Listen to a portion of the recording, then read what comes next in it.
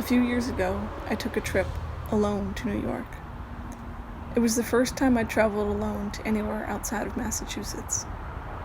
I ended up at the Museum of Modern Art, wandering the galleries, not really looking for anything in particular.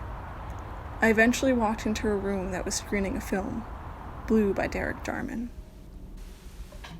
Jarman completed Blue in 1993, several months before he died of AIDS-related illnesses. The film was a documentation of his experience, both living with and dying of AIDS, and the way these experiences shaped the way he saw and interacted with the world around him, quite literally as his vision was deteriorating and would occasionally be interrupted by blue light. Blue depicts the artist's experience of loss and of being lost within an illness that was rapidly making him feel alien in his own body. So, for some personal background, I grew up in a very Catholic, conservative home, and growing up, I had limited to no exposure to gay or trans people in both my personal life and those in the public eye. As a result, I was desperate for queer art. It seems almost ridiculous in retrospect, but I had no idea that art depicting the experiences of queer lives was out there, and when I stumbled upon it, it left a deep and lasting impression on me. As I came to understand myself and my identity better, I realized how alone I was. I didn't know a single queer person. I had no one to relate to or share my experiences with. I felt lost.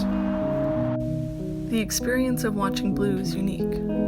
It visually depicts the color International Klein Blue, or IKB, for the duration of the film, while Jarman and several friends narrate. The film focuses on the experience of living with AIDS in a society that both misunderstood the disease and held deeply homophobic views about the people fighting and dying from it.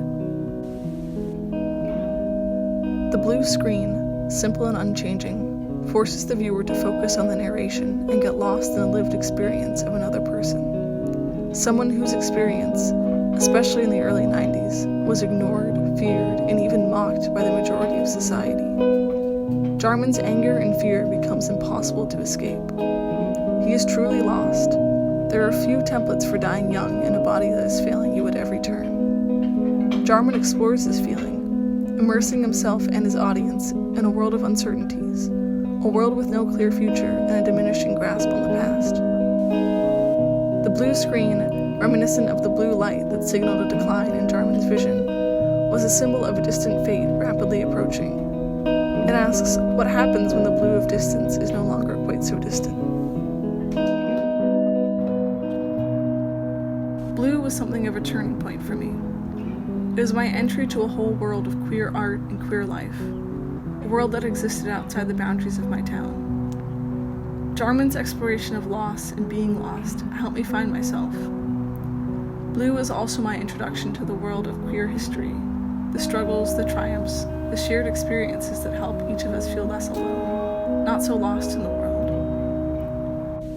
Jarman wanted Blue to, quote, provide an atmosphere of calm and joy, a world to which refugees from that dark space may journey, end quote. The film is meant to be a refuge. It is ultimately a testament to being lost and finding peace within that. It is an acknowledgement that, in some ways, we are all lost, looking for answers, looking for meaning. And that exploration is the driving force of life.